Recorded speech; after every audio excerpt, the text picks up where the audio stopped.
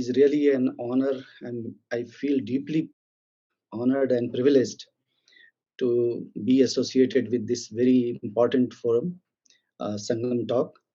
And I express my gratitude to all of you. My pranam to my Guruji, Professor Kapil Kapoorji, who is joining after a short while. The topic is really very vast. I'm not able to complete in one or two lectures, but let us see to what extent we are going to cover this vast area. Let me begin with this prarthana. This is from Saraswati Rahasyopanishad. Namaste Sharada Devi, Kashmir Deshavasini, Twamham Prarthaye Nityam Vidya Danam Chadehi Me. As you know, this is another Kashmiri file we are going to talk about. Okay, long forgotten, unfortunately, and there are many reasons, and we need to reflect upon them. Well, so Kashmir has been one of the major centers of learning of India right from the early times, and this whole area is known as Sharda Desh, as you know, because there was a temple of goddess Sarada. It is now in Pak occupied Kashmir and in a ruined condition.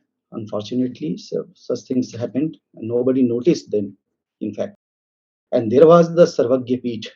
सर्वज्ञ पीठ देश का जो सबसे बड़ा जो ज्ञान का केंद्र माना जाता है वो कश्मीर है and सर्वज्ञ पीठ was so respectable that the scholar whose scholarship is I mean recognized throughout India, only that scholar was allowed to occupy that Sarvagya Peeth.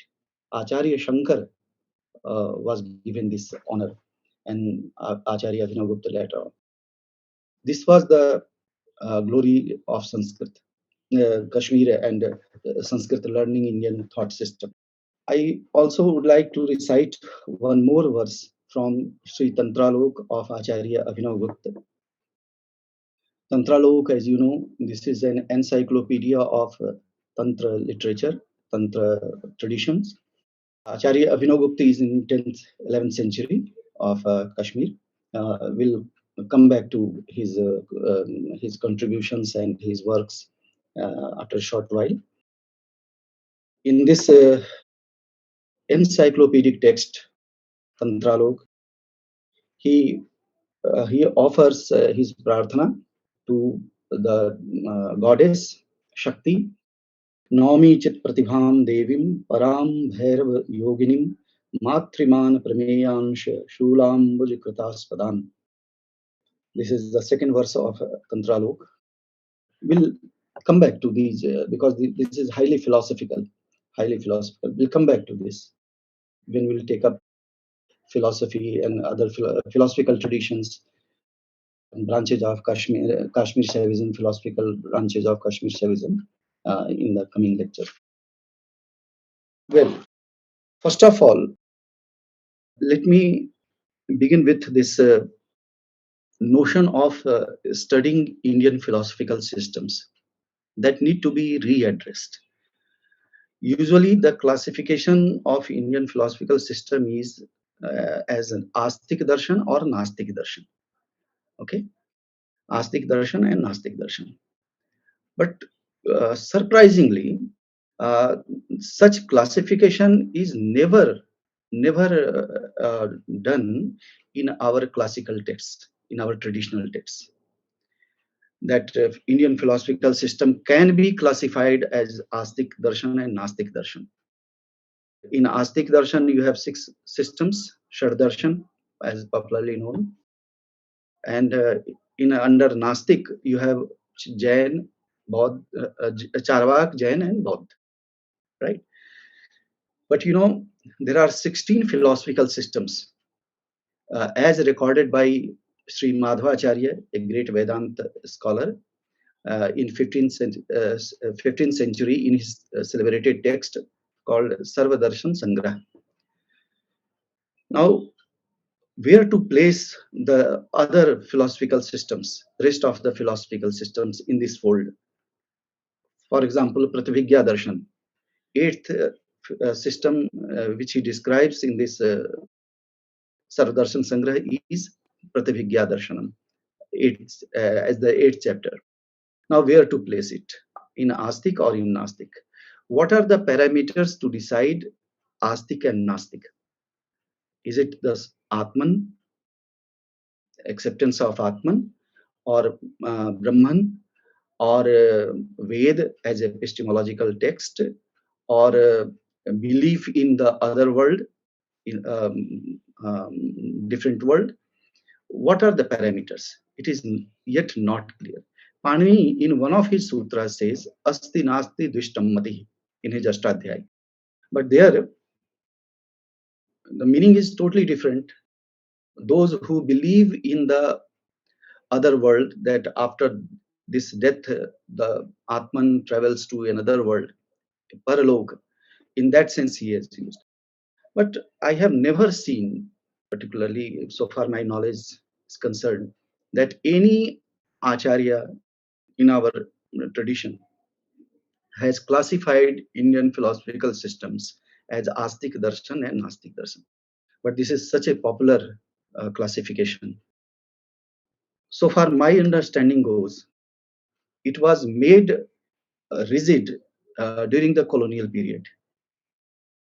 When we started writing history of philosophy, history of grammar, history of literature, history of different Dharma Shastra, all such things, we adopted the Western model and we aligned our philosophical system the way the West had done in its own context, like theist and atheist.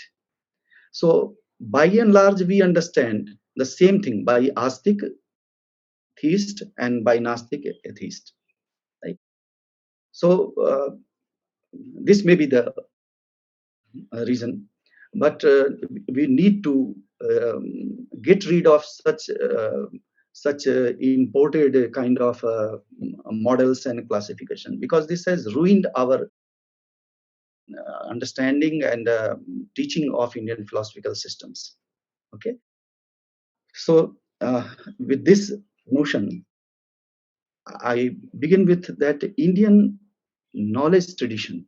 Indian knowledge tradition has two important sources: Agam and Nigam.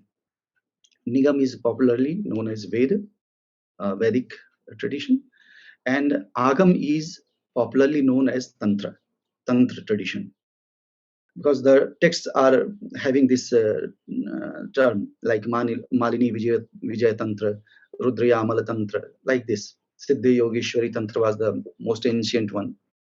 So this is the Tantra Vangmaya. The important thing is that they complement each other. Many questions which have been raised there in the Nigam tradition have been responded here, and vice versa.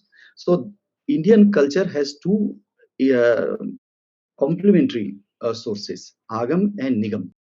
They are not in a position, and so far their epistemological status is concerned, they have the same validity, same validity.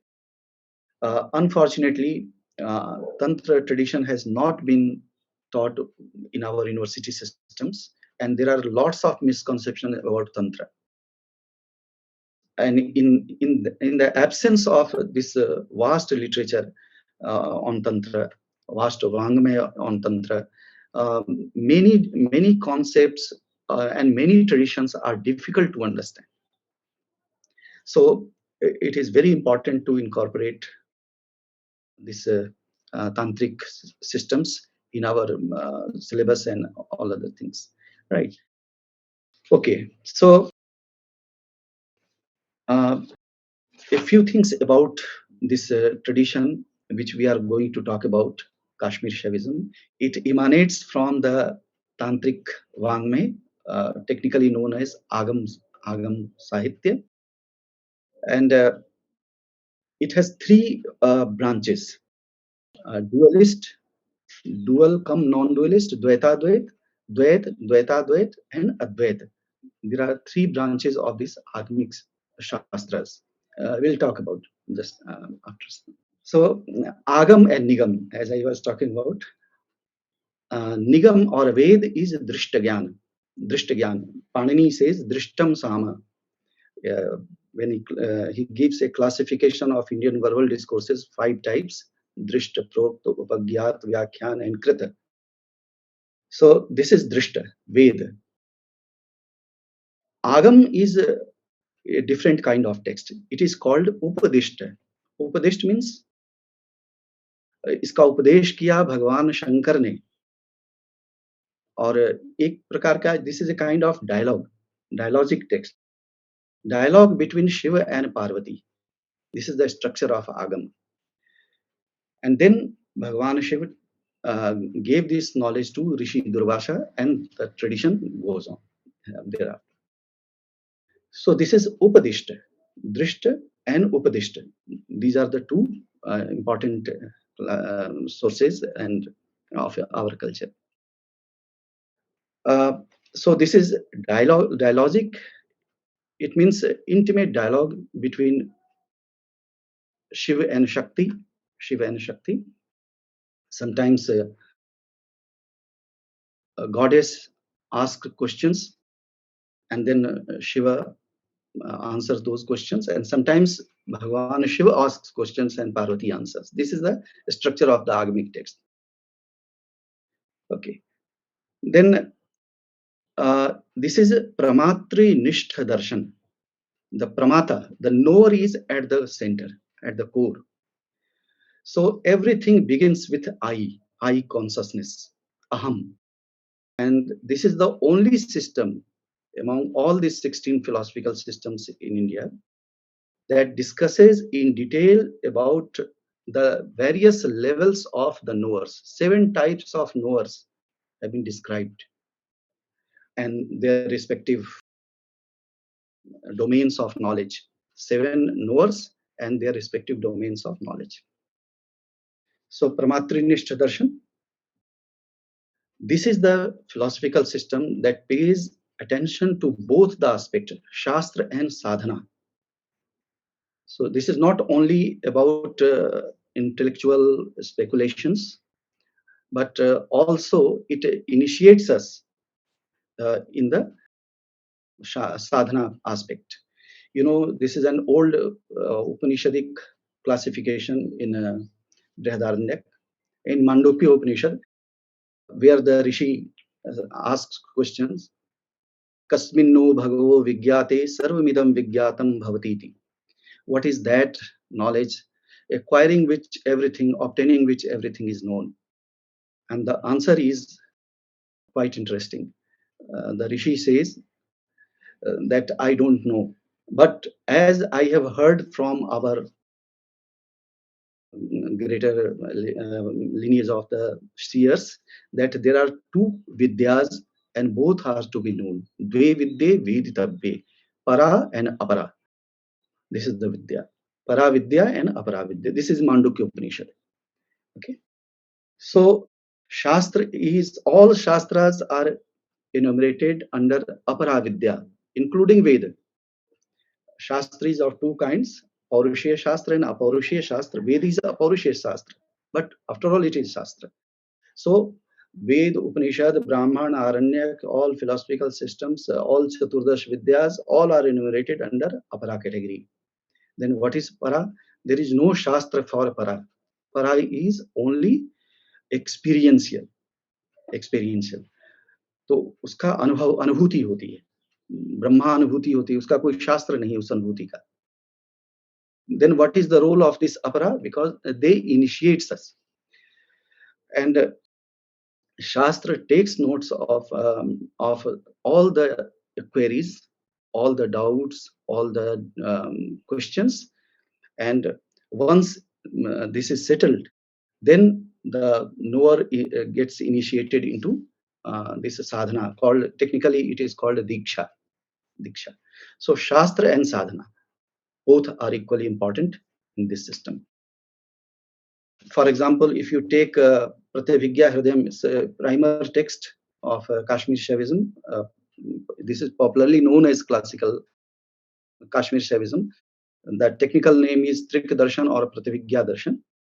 So in this Pratyabhigya Hridayam, Kshemaraj, who is disciple of Acharya Abhinav Gupta, he first discusses about the intellectual elements, like what are the questions, uh, uh, philosophical questions which are there, Purva objections raised by the other thought systems, and after that he takes us into this sadhana aspect.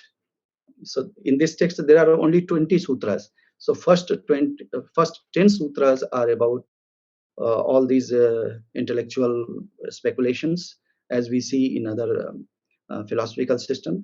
And after 10th sutra, he initiates us into this sadhana aspect. So this is the structure of this darshan.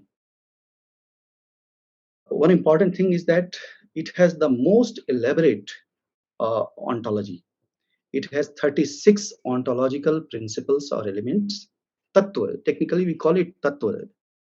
Principle or other things may not explain what this term means. Tat plus twa, thatness in that way.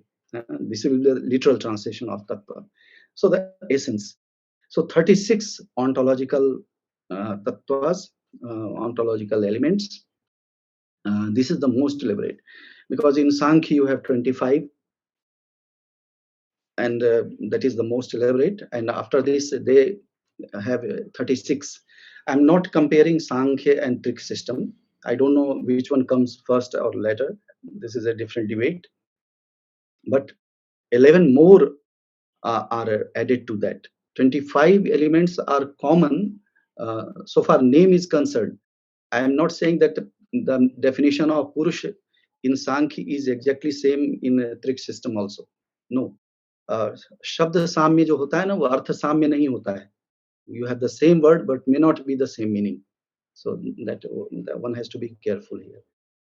Okay, so here you have 11 more elements added to what Sankhya also enumerates. So 36 ontological principles. For example, and it is quite interesting to see the Natya Shastra of Bharat Muni also has 36 chapters. 36 chapters. And Abhinav Gupta, while commenting upon this great text on dramaturgy, in his Abhinav Bharati, he, in the beginning of every chapter of this Natya Shastra, he invokes one or the other form of Shiva, because this is Tattva. This is the Shiva. This is not just any physical element. This is Shiva in all 36 principles. This is the manifestation of this Param Shiva, as it is accepted here. So in the first chapter, he prays to Dharani Rupam Ishwaram. From Shiva to Prithvi. These are the 36 ontological principles, and Natya Shastra in Abhinav Bharati, Acharya Abhinav Gupta invokes all these. Okay, so the most elaborate ontological system, and so far Adhikaritva is concerned, who is eligible to study this philosophical system. He says for Sarvavarnik, anyone. There is no restriction of any caste, community, region, anything. But that doesn't mean that one should not acquire the eligibility. That is also stated, but not on at the level of class, community, or other things. Okay, so but it is open to all, like Natya Shastra. Natya Shastra is also Sarvavarnik in that way. It will be interesting to see that Shaiva system or Shaiva philosophy It is at the same time a philosophical system, a dharma, Shaiva dharma, Shakta dharma, as you know. एक ही साथ ये कई चीज़ है और that makes it interesting. एक तो यह दर्शन है, अंग्रेजी में शायद ये बात क्लियर नहीं हो पाएगी, मैं इसलिए अपने टर्म्स बोल रहा हूँ। तो एक साथ ही यह दर्शन है, जो शैव दर्शन, शाक्त दर्शन, इस अर्थ में आप समझते हैं वो।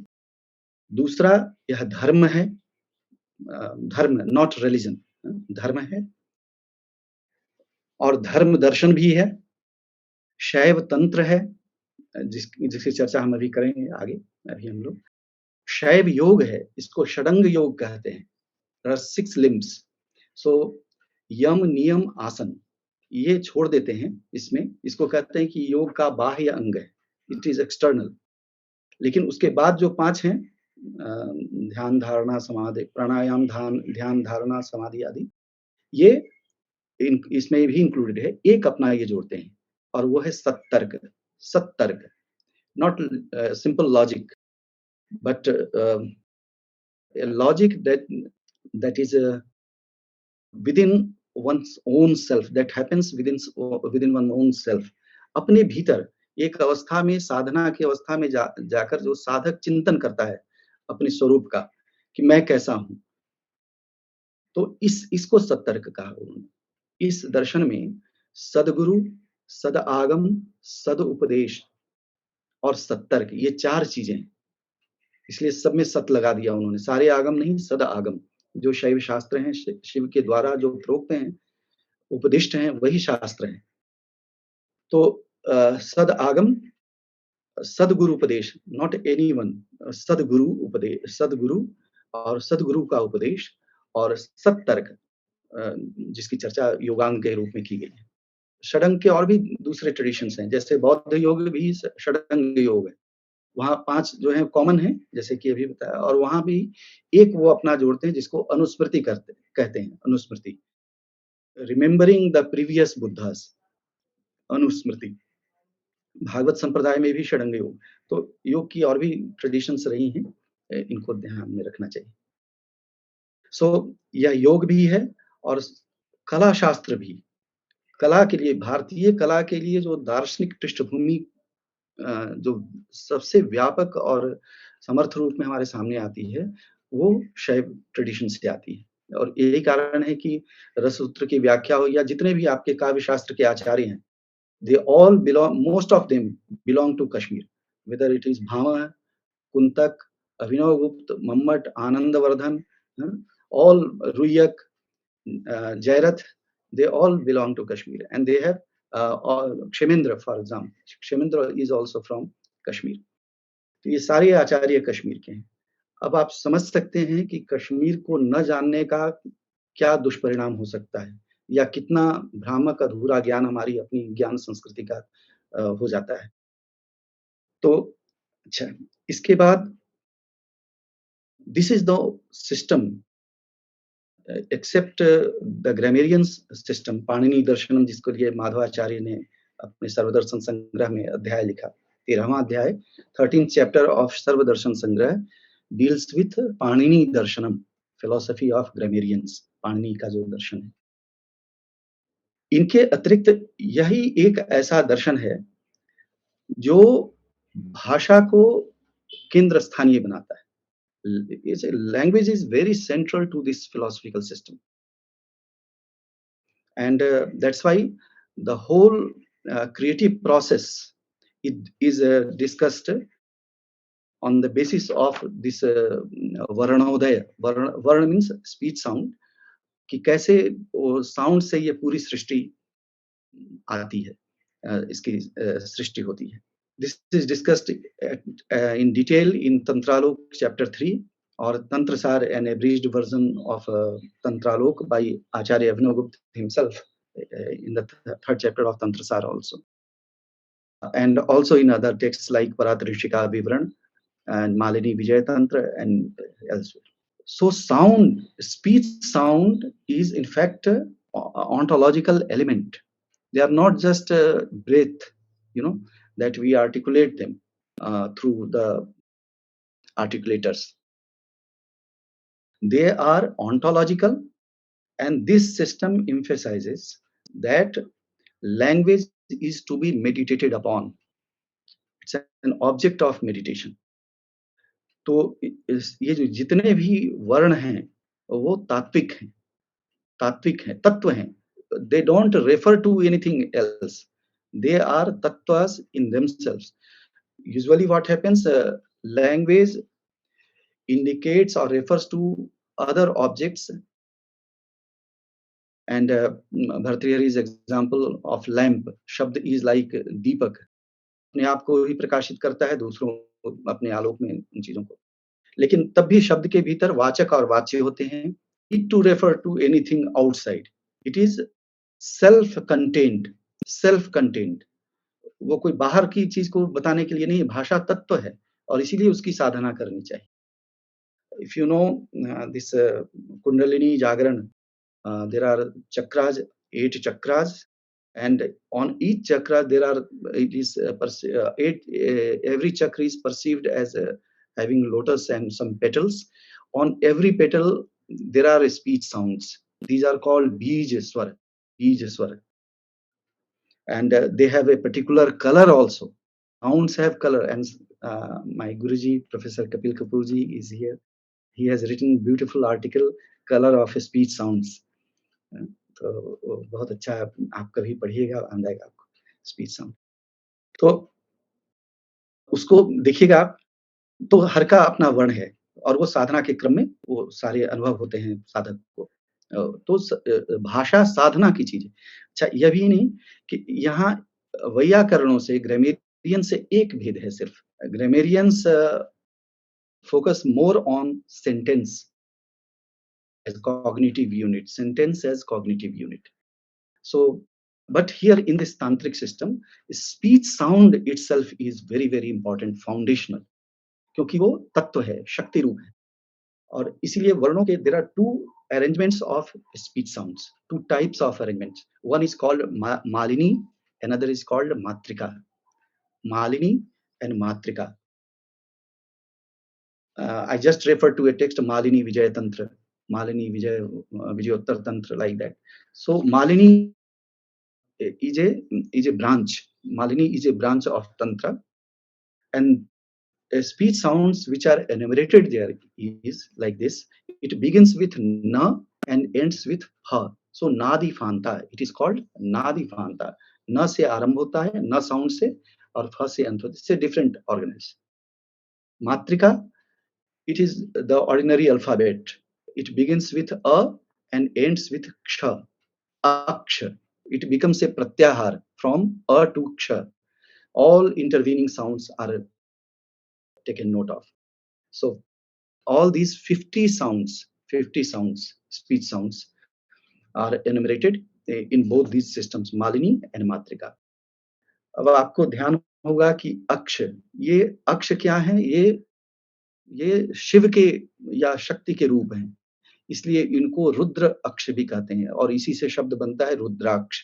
ये रुद्र के अक्ष हैं. रुद्र की व्याप्ति इनमें है, रुद्र की शक्ति इसमें है, इसलिए इसको रुद्राक्ष कहते हैं. और जो इनका इकोनोग्राफी में जो मालिनी और मातृका की जो मूर्ति बनती है, उसमें आप देखेंगे कि तांत्रिक सिस्टम्स में वो एक माला धारण करती हैं. मालिनी और मातृका माला धारण करती है 50 वर्णों की, 50 स्पीच साउंड्स, वो माला के रूप में उनके गले में दिखाई जाती है. यही वो 50 वर्ण हैं जिनको देवी धारण करती हैं. और इनसे ये पूरी सृष्टि प्रक्रिया तंत्र वांग में बताता है. और मैंने जैसा कि अभी चर्चा की आपसे कि ये जो 50 वर्ण हैं, ये तात्विक हैं और इन्हीं से सृष्टि प्रक्रिया शुरू होती है. जैसे देखिए, उदाहरण के लिए माहेश्वर सूत्र भी इसी, आपको ध्यान होगा, Panini himself belongs to the Maheshwar school of grammarians. There are various schools of grammarians. Panini belongs to Maheshwar संप्रदाय. तो वहाँ जैसे ये जो माहेश्वर सूत्र है, पहला सूत्र है अयुण, अ इ उ. आचार्य अभिनवगुप्त उसकी व्याख्या करते हैं बड़ी सुंदर अपनी तंत्रालोक तंत्रसार में. means Anuttar Tattva, U that is the supreme, and E means इच्छा, U means उन्मेष. अनुत्तर की इच्छा का उन्मेष, उन्मेष मीन्स मैनिफेस्टेशन. तो यह संपूर्ण जगत क्या है? उस परमेश्वर, उस परम शिव की इच्छा का उन्मेष है, प्रकाशन. तो इस तरह से दार्शनिक व्याख्या मिलती है माहेश्वर सूत्र की. और जो नंदिकेश्वर काशिका है, that also belongs to this tradition. Nandikeshwar Kashika, आचार्य नंदिकेश्वर, उनका एक ग्रंथ है नंदिकेश्वर काशिका के नाम से, और वो ग्रंथ 1.5 पेज का होगा मुश्किल से. ये ग्रंथ है हमारा. उसमें वो कहते हैं, बहुत प्रसिद्ध वर्ष है, आप जानते होंगे उसको, कि नृत्तावसाने नटराज राजो ननाद ढक्काम नवपंचवारम उद्धर्तु कामः सनकादि सिद्धान एतद विमर्शे शिवसूत्र जालम. भगवान शिव ने अपने नृत्य के अंत में, at the end of his cosmic dance, he played his डमरू 14 टाइम्स, और यही माहेश्वर सूत्र है. तो जो सनक आदि जो सिद्ध हैं, उनकी मुक्ति के लिए भगवान ने इसको 14 बार बजाया. और शिव सूत्र जालम, जाल का मतलब है कि वो एक पैटर्न है उसमें. इट्स अ मेटाफर, जाल इज ए मेटाफर ना, net. So there is a pattern. तो उस तरह से भगवान ने उसको बजाया, और जो लोग उसको तत्व रूप में जान लेते हैं, उन ध्वनियों को, उनकी तो मुक्ति हो जाती है. जो उसको नहीं जानते वो जाल में फंसते हैं. दोनों अर्थ है इसका. जो उसको तात्विक रूप में जिन्होंने उसको जान लिया, वो तो मुक्त हो गए, और जो उसके मूल रूप को जो नहीं पहचान पाते, उनके लिए फिर ये संसार है, नेट है. एनीवे, तो इस तरह से वर्णों के उदय का सिद्धांत है, और उसी से सृष्टि प्रक्रिया भी बताते हैं. इसके अतिरिक्त there are 4 levels of speech sounds, as discussed in our Vedic texts also. चत्वारि शृंगा त्रयोस्य पादा, like this in ऋग्वेद. और चत्वारि वाग परिमिता पदानि तानि विदुर ब्राह्मणा ये मनीषिणः गुहा त्रीणि निहिता निंगयन्ति चतुरीय वाचो मनुष्या वदन्ति. This is again from Rigved. These verses are quoted by Mahabhashyakar also in his grand commentary on Ashtadhyayi by Patanjali. लेकिन it is again important to note that our Vedic texts never name these 4 levels of speech sound, 4 levels of speech. These are Para, Pashyanti, Madhyama and Vaikhari. Vedic texts just say Chatvari Shringa, and they are enumerated in the grammarian tradition in a different way. They are Nam, Akhyat, Upsarga, Nipat, not Para, Pashyanti, Madhyama, Vaikhari. It is for the first time it came with Bhartrihari in the grammarian tradition, not before him. Okay, but as I begin with this talk by saying that Agam and Nigam are complementary. They are the common source of our culture. So whatever is indicated there, it has been explained at full length here in the Agamic texts. Para, Pashyanti, Madhyama, Vaikhari, ये आगम शास्त्र में विस्तार से वर्णित है. और भर्तृहरि, जहां तक मैं समझ पा रहा हूं, भर्तृहरि को ये दोनों ही परंपराएं प्राप्त है, आगम और निगम दोनों की. इसलिए उनके सामने कोई कठिनाई नहीं है. And Bhartrihari's darshan philosophy of grammarians is very close to this strict system which we are going to discuss. Okay, very close. तो ये भी भाषा को लेकर के ये बड़ा महत्वपूर्ण पक्ष है शैव दर्शन का. और इसके अभाव में हम अपने व्याकरण दर्शन को, भाषा दर्शन को भी ठीक से ग्रहण नहीं कर पाते. There are 64 Advaita Tantras. We'll talk about it a little later. Why it is called Trik? Trik means triad, a set of 3 elements, 3 principles, or 3 powers. So this is known as Trik because it has 3 things: Para, Shakti. As I begin with this verse, Naumi Chit Pratibham Devim Param Bhairav Yoginim. So Para Shakti. परावाक भी है, ध्यान दीजिएगा. परावाक है, परा शक्ति है, परा विद्या है, परा भक्ति है. इतना इंपॉर्टेंट टर्म है ये। वो तो अलग फिर विषय हो जाएगा, लेकिन अभी इसको ध्यान से इसको देखते हैं यहीं कि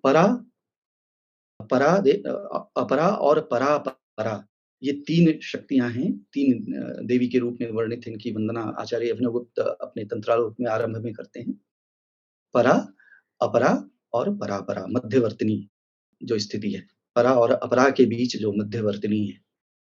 इसी तरह से इसको कहते हैं इच्छा, ज्ञान और क्रिया। ये 3 प्रधान शक्तियाँ हैं मैनिफेस्टेशन की, परमेश्वर की। परमेश्वर का अर्थ है शिव। ईश्वर शिव का वाचक है। Ishvara, the term Ishvara signifies Shiva in this philosophical system. That's why you have texts like Ishwar Prativigyan Karika. So, Ichha, Jnana and Kriya. Also, Pashu, Pati and Pash. Pashu, Pati, Jeev who is in bondage is called Pashu technically. Pati, who is beyond that, who can emancipate us, who can liberate us from these bondage, is called पति. सो Pashupati and पाश बंधन. इसी तरह से इसको क्रम, अक्रम और क्रमाक्रम, sequential, non-sequential and the immediate position between the two. That's why it is also called Trik. It is called Trik because it involves Dvait, Dvaitadvait and Advait. 3 kinds of agamic texts. That's why it is also called Trika. It is called Trik because it involves Matri, means Pramatri, knower, Man, that is Praman, that is means of knowledge, and Prame, object of knowledge. So, अभी हमने जो वर्ष पढ़ा तंत्रालोक से, मातृमान प्रमेयान शूलाम्बुज कृतास्पदाम. Matri means Pramata, knower. Man is the means of knowledge and Prameya is object of knowledge. तो इसके कारण भी इसको त्रिक कहते हैं. जो पॉपुलर टर्म है अद्वैत, उससे थोड़ा भेद है. जैसे वेदांत आदि में शब्द ब्रह्मवाद है, व्याकरण में शब्द ब्रह्मवाद है, और ब्रह्मवाद वेदांत में. ज्ञानाद्वैत है बौद्धों में, शून्याद्वैत भी शून्यवादी बौद्धों के यहाँ. नाद ब्रह्म की चर्चा संगीत रत्नाकर में आती है. तो अद्वैत के अलग अलग फॉर्म्स हैं अपने यहाँ.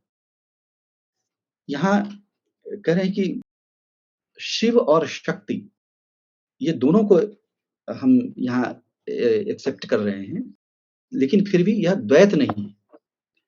दे cannot be separated. Shiva and Shakti cannot be separated like word and meaning. Word and meaning, though we name them differently, it is word, it is meaning, but they are not different from each other. So in that sense they are one.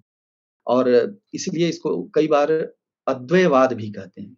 अद्वैतवादी दर्शन, अद्वैत की जगह पर कई आचार्यों ने इसको अद्वैतवादी भी कहा है. बिकॉज चित्त शक्ति, आनंद शक्ति, ये जो 2 प्रधान शक्तियां हैं शिव और शक्ति के स्तर पर, इसके कारण इसको अद्वैत भी कई आचार्यों ने कहा है. अच्छा, ये this is the system that has permeated in our daily life. Daily जो लाइफ है भारतीय जीवन का, लोक में भी शास्त्र में भी. आपको ध्यान होगा जितने भी मंगल गीत गाए जाते हैं पूरे भारतवर्ष में लगभग, वो शिव और पार्वती के होते हैं. तो लोक जीवन में भी इसकी व्याप्ति इससे देखी जा सकती है, और इसमें सिद्धों की परंपरा है. इसलिए जो आचार्य इसके हैं वो सिद्ध आचार्य कहे जाते हैं, और उनके साथ नाथ जुड़ा हुआ होता है. नाथ जैसे सोमानंद नाथ, अभिनव गुप्त नाथ, उनका जो तांत्रिक नाम मिलता है वो अभिनव गुप्त नाथ के नाम से. जो उनके शिष्य मधुराज योगी ने अपने गुरु की जो वंदना लिखी है उसमें उनका नाम उन्होंने अभिनव गुप्त नाथ दिया है. तो ये उस नाथ परंपरा का भी एक इसमें आपको प्रतिनिधित्व मिलता है. और इसमें many things are synthesized like सगुण साकार, निर्गुण निराकार, तांडव लास्य. जैसे शिव अजन्मा है लेकिन पार्वती का जन्म होता है बार बार. तो इस प्रकार से कई चीजें उसमें, यह जो दर्शन है इसके लिए कहते हैं कि ये समरसता का दर्शन है, एक रसता का नहीं, है ना? एक रसता तो निरस्ता को भी शायद कहते हैं। तो समरसता का दर्शन है, शिव और पार्वती का सामरस्य, और जीवन में इसलिए यह धर्म भी है, दर्शन भी है, तंत्र, योग सब में इसकी उपस्थिति देखी जाती है। When we come to the, as I begin with saying that it emanates from the tantric system, आगमिक सिस्टम। तो तंत्र का जो अर्थ है वो बहुत ध्यान से देखने लायक है, यहाँ पर समझने लायक है, और वो है कि तंत्र is derived from the verb root तन। तन मीन्स टू एक्सपैंड, विस्तार करना, तनु विस्तारे ये धातु है। तन्यते विस्तारियते, ऐसे रूप उसका तनोति, जिसका बड़ा कंट्राडिक्टरी मीनिंग है। एक तो विस्तार करना, दूसरा इसका अर्थ है टू कंसील, आवरण करना। तो जिसको हम विस्तार करना कहते हैं, जैसे सृष्टि प्रक्रिया कहते हैं कि ये विस्तार है। ये विस्तार नहीं, शिव अपने को आवृत कर देता है। इससे यह सृष्टि इस रूप में परिलक्षित होती है। ये विश्व इस रूप में दिखता है। और नहीं तो फिर उसी में समाहित रहता है, उसी परम शिव में, उसी आधार में, उसी सबस्ट्रेटम में वो तदाकार रहता है। दूसरा जो डेरिवेशन है इस टर्म का, वो 2 वर्ब रूट से, तन एंड त्रय। तन मीन्स टू एक्सपैंड, और त्रय का अर्थ है टू डिफेंड, रक्षा करना, रक्षा करना। So it ensures both expansion as well as protection. तो अपनी रक्षा करना और अपना विस्तार करना। ये विस्तार करना इसलिए होता है कि प्रायः वी फॉरगेट आवर दिस स्वरूप which we call the most expanded form, जिसको प्रथात्मकता कहते हैं शैव दर्शन की भाषा में। विस्तृत जो हमारा स्वरूप है, उसको हम कई कारणों से विस्मृत कर जाते हैं, भूल रहे होते हैं। और ये दर्शन उसी उसी को दूर करता है, उस विस्मृति को दूर करने वाला दर्शन है। तो कुछ नई प्राप्ति नहीं है, केवल अपने स्वरूप का ही ज्ञान करना है। ये इस अर्थ में आचार्य अभिनव गुप्त ने कहा भी कि मोक्षो हि नाम नैवान्य स्वरूप प्रथनन हि तत्, कि मोक्ष कुछ और नहीं है कि अपने स्वरूप का विस्तार है, अपना जो विस्तृत रूप है, जिसमें अहम इदम का भेद नहीं है, आई एंड दिस का भेद नहीं है, स्व पर का भेद नहीं है, सेल्फ एंड अदर का डायकॉटमी नहीं है। तो इस रूप में हम अपने को पहचान पाए, तो यही हमारी मुक्ति है। अपने स्वरूप का प्रथन ही मोक्ष है, कोई अन्य उपलब्धि नहीं है। तो इस प्रकार से तंत्र शब्द हमारे यहाँ आता है, और ये तंत्र ग्रंथ इसी को सुनिश्चित करते हैं। तो इसके लिए शास्त्र भी है और साधना दोनों चीजें वो बताते हैं। तंत्र का और भी बहुत विस्तृत व्याख्यान कई ग्रंथों के आधार पर किया जा सकता है, लेकिन वो अनावश्यक विस्तार हो जाएगा मेरे ख्याल से। तो अब हम जरा दूसरी तरफ देखते हैं कि आचार्यों की परंपरा क्या है। मैं थोड़ा जो गुरुवर से सीखा है मैंने, मैं सिर्फ वही बता रहा हूँ, कुछ अपनी बुद्धि के अनुसार, और कुछ इसमें नहीं है। ज्ञानता आपको झलक रही होगी जगह पर, दैट इज़ डिफरेंट थिंग। तो जो भी मेरा लिमिटेशंस है उसमें मैं ये कोशिश करता हूँ। परंपरा शब्द जिसको हम कहते हैं शैव आचार्यों की परंपरा, ट्रेडिशंस। तो परंपरा व्हाट इज़ परम प्लस परा। परम मतलब कहते हैं बाद को, परा मतलब पूर्व को, परंपरा। तो एक जो ये कंटिन्यूटी है, पहले का और बाद का, एक जो कंटिन्यूटी है, सर ने उसका बड़ा सुंदर व्याख्यान किया है। 2 things constitute this parampara. One is that it has to be cumulative, and another is that it has to be continuous. तो यही चीजें हैं यहाँ परंपरा के भीतर, अर्थ में ये बातें हैं। तो जो कुछ भी प्रवर्तित है पहले से जो चला आ रहा है, वो एक अटूट क्रम है, continuous, without any rupture, without any break. And this signifies our knowledge traditions, India's knowledge tradition. There is no rupture, and everything is connected. Even an acharya who is composing his text as late as in 17th, 18th century, he or she knows the whole tradition, what has been discussed before him or her. And the evidence can be cited from the those texts also. If we take help from our great grammarian Panini, Bhagwan Panini, from his Ashtadhyay, while dealing with phonological process, he talks about three notions. I'm taking just to explain the notion of parampara in that way. And these three terms are agam, lob, and vikar. Parampara also involves these things. Agam means augment. Some elements are introduced. Lob, some becomes non-visible, not non-existent, non-visible. They are not simply taking part in the process, but they are very much there. So nothing is lost. Agam, adarshanam lopa, for example. Uh, Lob is what? That is non-visible.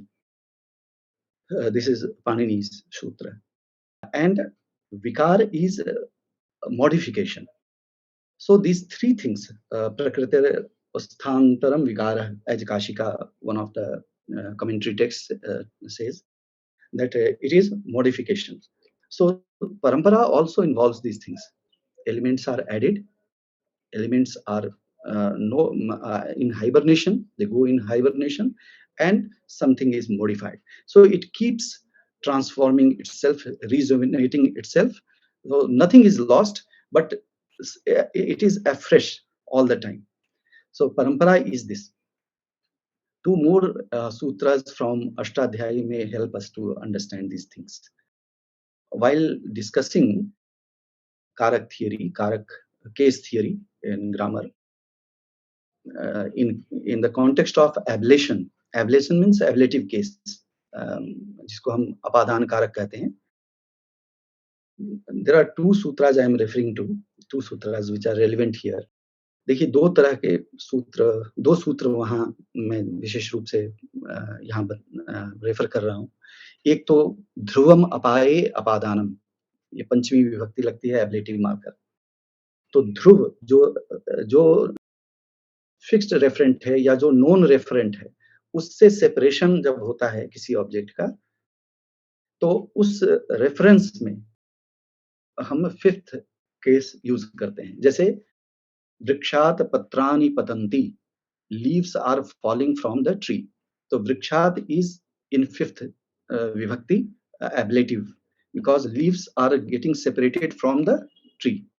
सो वृक्ष is in the fifth case. Now tradition doesn't refer to this, क्योंकि ये तो separation ऐसा है जो अब सब दिन के लिए हो गया. Leaves are no longer going to be part of that tree. लेकिन दूसरा जो सूत्र है जो इम्पोर्टेंट है हमारे लिए, वो इसको समझने में मदद करता है, और वो है भुवः प्रभवः. भुवः प्रभवः, यहाँ भी फिफ्थ एब्लेटिव मार्कर यूज होता है. जैसे हिमालयात गंगा प्रभवती, हिमालय से गंगा प्रकट होती हैं, हिमालय से.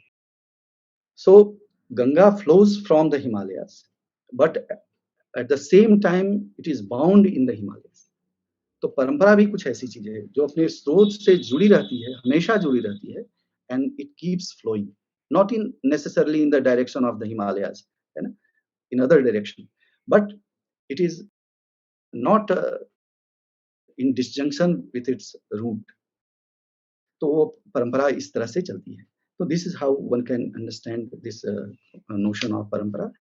अब ये जरा हम देखते हैं कि there are three branches of आगम शास्त्र. एज अभिनवगुप्त सेज, दष्टादश वस्वस्ट भिन्नम यत् शासनम विभो तत्सारम त्रिकशास्त्रम ही तत्सारम मालिनी मतम. कि यह जो शास्त्र है, आगम शास्त्र, वह तीन ब्रांचेस में है, और उसको कहते हैं द्वैत शाखा, द्वैताद्वैत शाखा और अद्वैत शाखा. द्वैत शाखा के 10 ग्रंथ हैं, 10 ग्रंथ. तो इसको जरा और पहले से ले चलें तो बात समझ में आ जाएगी. भगवान शिव, आप शायद जानते होंगे कि श्रीनगर के बाहर, जस्ट बाहर एक महादेव गिरी है. महादेव पर्वत कहते हैं उसको, महादेव गिरी. भगवान Shiv descended that mountain, Mahadevgiri, and imparted the knowledge of these agamas to says Durvasa. भगवान शिव ने वहां अवतरित होकर के उस पर्वत पर दुर्वासा को आगमों की दीक्षा दी। ये परंपरा मानती है। इसी अर्थ में मैं कह रहा था कि दैवी और मानुषी परंपरा होती है। ये दैवी परंपरा है। इसलिए कोई भी शास्त्र किसी मानुषी परंपरा से नहीं आता, सभी दैवीय स्रोत हैं उसके। And there will be no copyright for anything, है ना, फॉर एन इंडिविजुअल। तो दैवी परंपरा से तो भगवान शिव ने दुर्वासा को आगमों की दीक्षा दी, और ये आगम 3 प्रकार से विभक्त करके ऋषि दुर्वासा ने 3 अपने मानस पुत्रों को, शिष्यों को बताया, सिखाया। पहले हैं आमर्दकनाथ, जिनको द्वैत आगम की शिक्षा दी। द्वैत आगम ये संख्या में 10 हैं, इसलिए अभिनव गुप्त यहाँ लिख रहे हैं, आचार्य अभिनव गुप्त 10 अष्टादश द्वैतागम है, 18 10 द्वैतागम, 18 द्वैतागम, और इसके आचार्य हैं इसके श्रीनाथ। और तीसरे जो शिष्य हैं दुर्वासा के, ऋषि दुर्वासा जी के, वो हैं त्र्यंबकनाथ। इनको अद्वैत आगमों की दीक्षा दी उन्होंने। तो और अद्वैत आगमों की संख्या है वसु प्लस 8। कितने वसु हैं? 8 वसु हैं। तो 8 गुना 8 इट मीन्स 64 अद्वैत आगम है। यही शास्त्र है शैव वांग्मय का, जिससे प्रतिभिज्ञा दर्शन, त्रिक दर्शन आता है हमारे सम्मुख, वो यही शास्त्र है। 10 द्वैतवादी आगम, 18 द्वैताद्वैतवादी आगम, और 64 अद्वैतवादी आगम। So far epistemological validity is concerned, all are equally valid, क्योंकि ये सभी शिव प्रोक्त हैं, इसलिए इनमें अंतर नहीं किया जा सकता कि ये कम महत्वपूर्ण है या अधिक महत्वपूर्ण है। तो इस प्रकार से ये 3 शाखाएं हैं, आमर्दकनाथ की द्वैत शाखा, श्रीनाथ की द्वैताद्वैत शाखा, और त्र्यंबकनाथ की अद्वैत शाखा। एक और शाखा चलती है जो त्र्यंबकनाथ की पुत्री के माध्यम से आती है, उसको हम कहते हैं टेक्निकली अर्ध त्रयंबक शाखा। ये श्री त्र्यंबकनाथ की पुत्री के पक्ष से, और ये बड़ी महत्वपूर्ण शाखा है, क्योंकि इसी शाखा में आचार्य अभिनव गुप्त के गुरु शंभुनाथ जी हैं, जिनकी चर्चा वो अपने तंत्रालोक में करते हैं। तो ये पूरी शाखा है। यहाँ से त्र्यंबकनाथ से लेकर के जो आगे की 14 आचार्य परंपरा है, 14 पीढ़ियां जो उनके 14th generations, they are not known to us, as it is recorded by Somanandanath in 8th century in his text Shiva Drishti.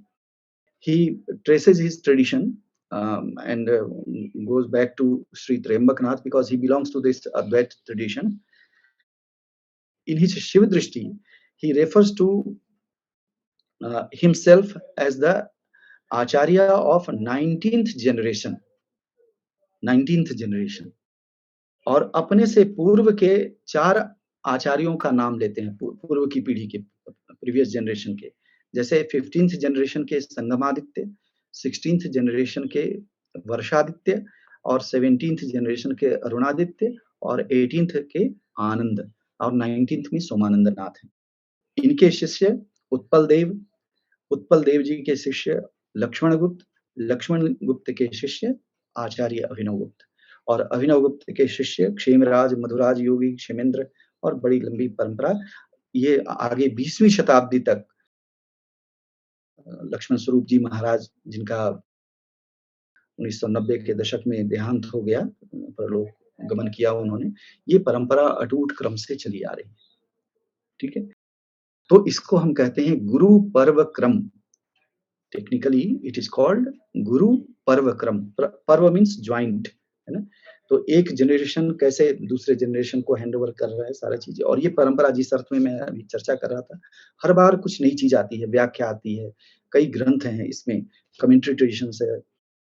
Apart from these 92 text like 64, 18 and 10, इसमें बहुत ही रिच कमेंट्री ट्रेडिशन है, और आचार्य अभिनव गुप्त का इसमें जो स्थान है वह विचार करने लायक है। देखिए, इस पूरे भैरव शास्त्र को या त्रिक शास्त्र को 2 भागों में हम वर्गीकृत कर सकते हैं। एक ज्ञान प्रधान है, दूसरा योग प्रधान है। ज्ञान प्रधान शाखा और योग प्रधान शाखा। तो ज्ञान प्रधान शाखा में कौल संप्रदाय है, कौल, कुल संप्रदाय, कुल के फॉलोअर्स कौल कहे जाते हैं। और ये this is a popular surname in Kashmir as you know. और दूसरी है प्रतिविज्ञा। ये दोनों ही ज्ञान प्रधान शाखाएँ हैं।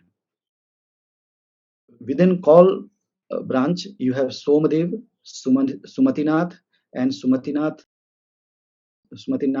disciple is Shambhunath, and Shambhunath's disciple is Acharya Abhinavgupta. In Prativigya, you have Somanandanath.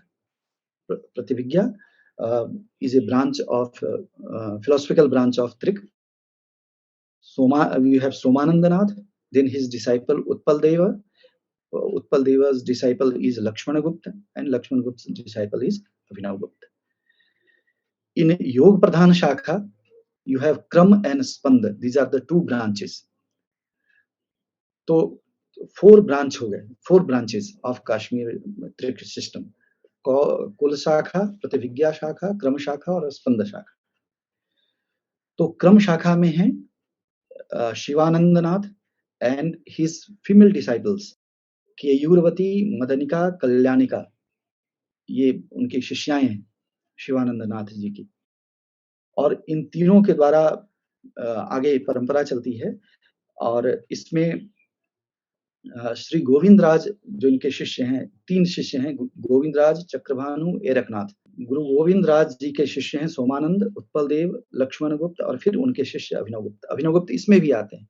अभिनव गुप्त comes in all these 4 branches. तो ये उनका महत्व है अभी, और इसको देखते हैं।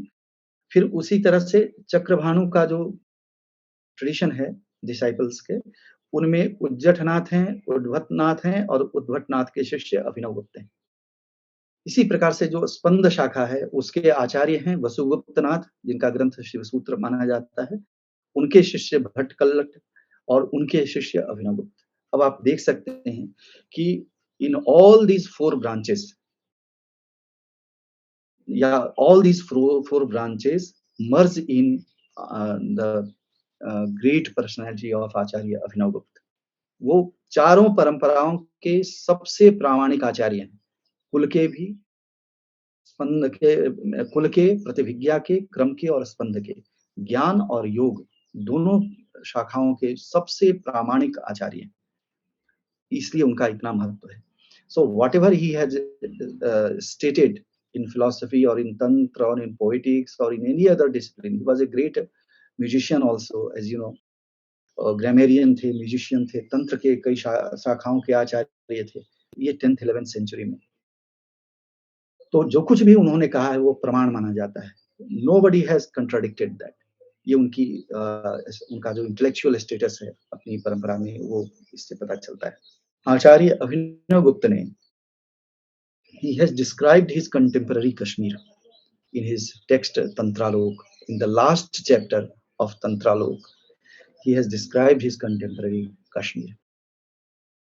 If you read that, if you go through those lines and you compare the status, the Kashmir today, you'll find what a great difference and what a great loss has incurred. वो अपने समय के कश्मीर का वर्णन करते हैं। आप शायद जानते होंगे कि Srinagar was founded by emperor Ashok. और वहाँ जो मार्तंड मंदिर है ललितादित्य का बनवाया हुआ है। Lalitaditya was the most powerful king of in Indian history, but nowhere he is discussed in history book और एल्सवेयर। मार्तंड मंदिर, इतना विशाल मंदिर मार्तंड। 4 मंदिर जो थे, एक तो मूल स्थान मुल्तान का, दूसरा अनंतनाग में जो मार्तंड मंदिर है, third will be in Konark and fourth is in Modhera in Gujarat. तो ये सभी लगभग खत्म है। तो वहाँ उन्होंने इतना पावरफुल कल्चर, कश्मीर का ज्ञान का केंद्र और सभी शास्त्रों का, ऐसा नहीं है कि केवल शैव दर्शन है या शैव धर्म है वहाँ, वैष्णव धर्म है, बौद्ध हैं, शाक्त हैं, डिफरेंट फिलॉसफिकल सिस्टम्स हैं, न्याय के आचार्य वहाँ हैं कश्मीर में, जैसे कि जयंत भट्ट, मीमांसा के आचार्य हैं जैसे मुकुल भट्ट। इसीलिए कश्मीर को यह ख्याति प्राप्त है और केवल कश्मीर को ही यह ख्याति प्राप्त है कि ये चतुर्दश विद्या स्थान का केंद्र है। चतुर्दश जो नॉलेज डिसिप्लिन्स है उसका यह केंद्र है और ये चर्चा स्वयं श्रीहर्ष जैसे कवि ने की। तो you can imagine the status of Kashmir. आपको सच में आपके आंख में आंसू आ जाएंगे यदि आप तंत्रालोक के अंतिम 40 वर्सेस में उन्होंने कश्मीर का वर्णन किया है। जो कश्मीर था कि लिख रहे हैं कि जगह-जगह पर ऋषि मुनियों के आश्रम हैं, वहाँ ऋचाएँ गूंजती हैं और यहाँ तक कि जो एक पॉपुलर नोशन है कि स्त्रियाँ संस्कृत नहीं जानती हैं, नहीं बोलती हैं, कश्मीर में घर-घर में बोल रही हैं स्त्रियाँ संस्कृत और योगिनी हैं, योगिनी मतलब योग में दीक्षित हैं।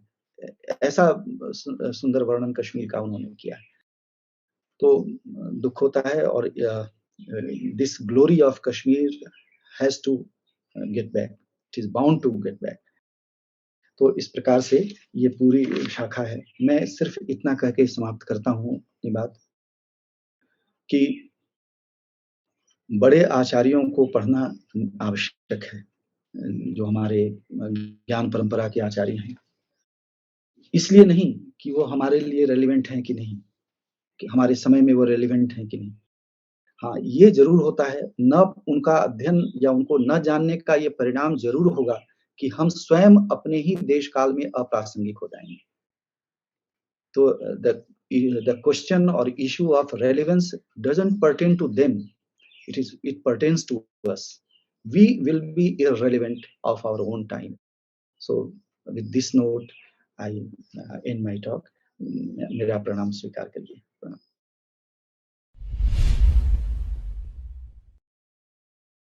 धन्यवाद प्रोफेसर मिश्रा जी और दैट वाज धन्यवाद ये कश्मीर फाइल खोलने के लिए और हमें बताने के लिए, जैसे आपने शुरू में बोला आगे भी आपकी टॉक्स होंगी इसी सीरीज में।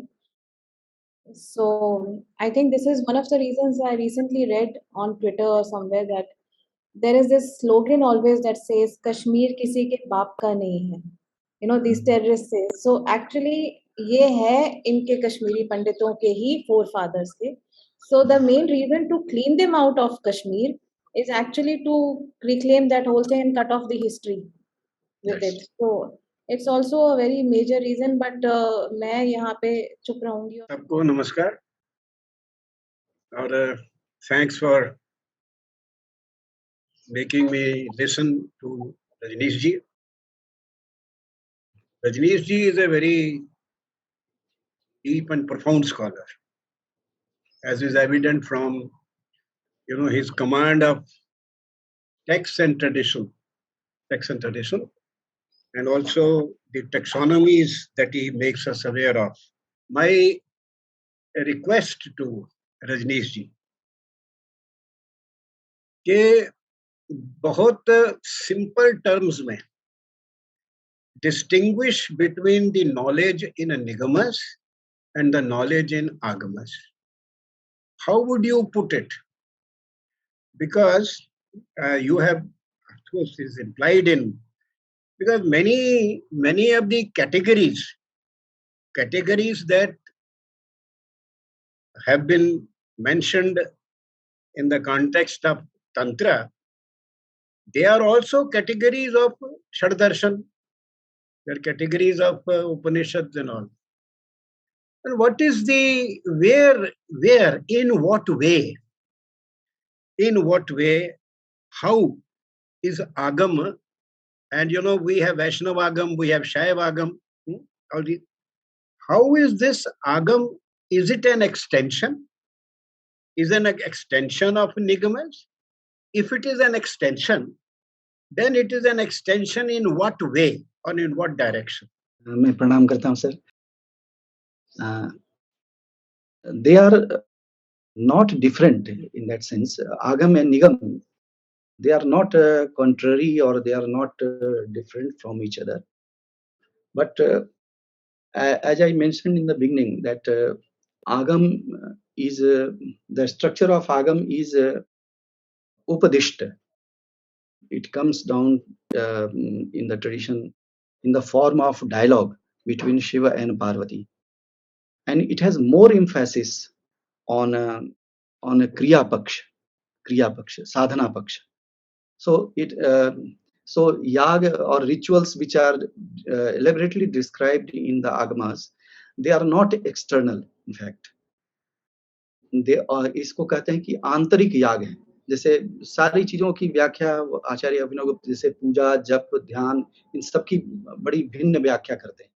पूजा क्या है? स्व को विराट में लय कर देना, वो पूजा है.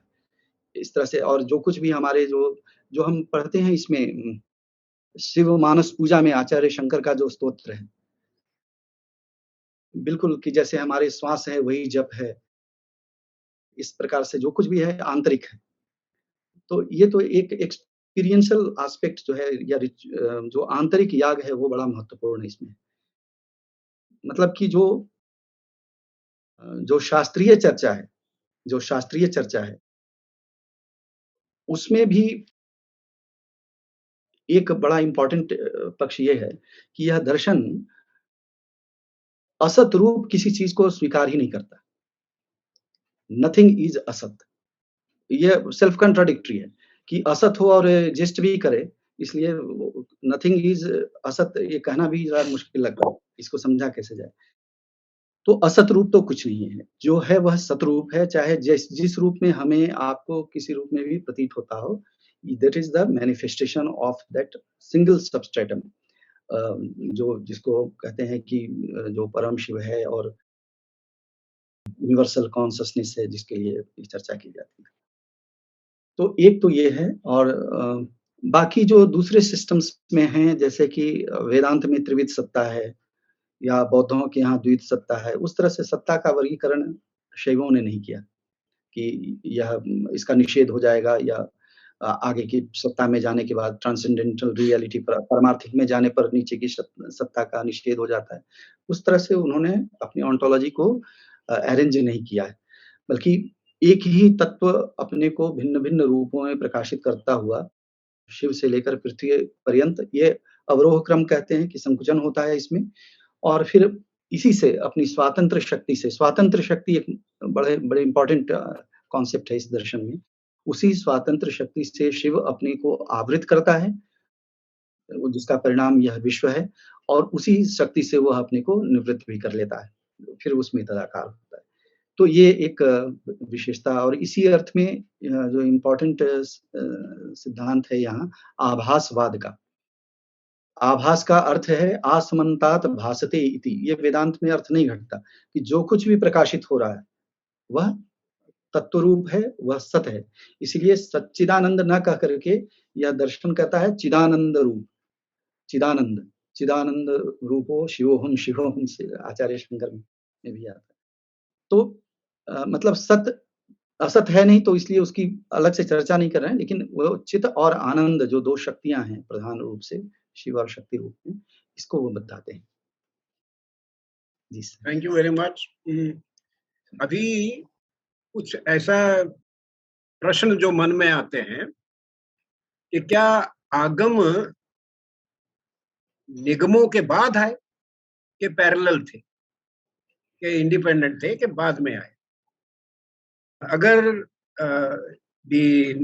देखें the parallelism of ideas and redefinitions of those categories, and also the elaboration in terms of so many texts in Shaiva darshan, it appears that agamas came after Nigam. Because the categories are redefined. The taxonomy of schools, there are more schools, and there are rich body of thinkers, and there is a very rich body of texts. Rich body of texts. So if it appears in another way where Brahman Brahman is there in the Vaishnava system, Shiva is posited in the Agama system. I mean, their functions seem to be quite similar. Now, the problem is that Brahman does not have Mrs. Brahman. Shiva has Shakti, but a Brahman doesn't have. So there is this duality of being and power, है ना? Being and power है, उसकी शक्ति है और inseparable है. मुझे ये लगता है कि पूरा जो ये शैव तंत्र दर्शन है, शाक्त दर्शन भी इसी में जो भी है, ये उस बीइंग की जो एनर्जी है, उस एनर्जी को रियलाइज करने का सिस्टम है. उस एनर्जी को, जिसे वो आपने कहा शायद स्वरूप का ज्ञान, मतलब जो दो पावर हैं, एक मैं हूं और एक मैं बोलता बहुत हूं, वो मेरी शक्ति है. तो अगर मैं ज्यादा बोलने ही लग जाऊं तो मैं तो आ गया आगम में, और अगर मैं चुप रह के मेडिटेट ही करता रहूं और मुझे लगे कि मुझे तो कुछ नहीं आता, तो मैं निगमों में रहूंगा, which is meditative. But I think agamas are action oriented. The जीव और ब्रह्म और एक पर्टिकुलर जीव जिसको आपने कहा 8 कैटेगरीज ऑफ नोअर्स, वो जो 8 कैटेगरीज ऑफ नोअर्स है, the whole system is in terms of the knower, मैं. So how do I relate myself? How do I realize my power? This is, I think, I'm not, maybe not correct in my, but this is from your lecture.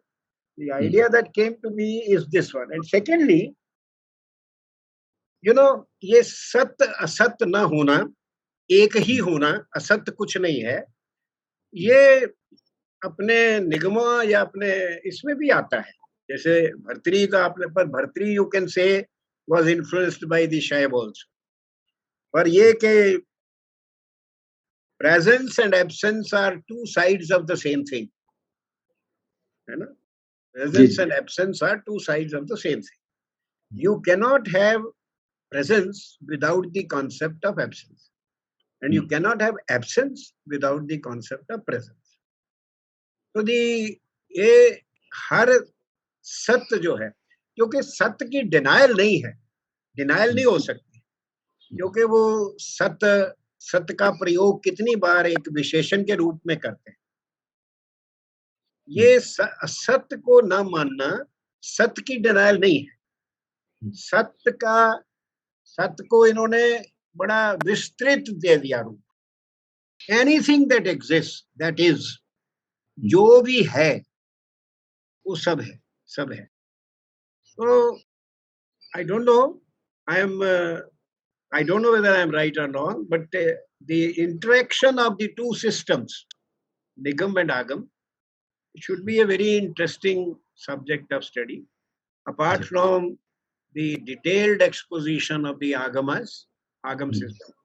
Basically, Agamas are not anti-Nigam, not at all. Never. Not at all.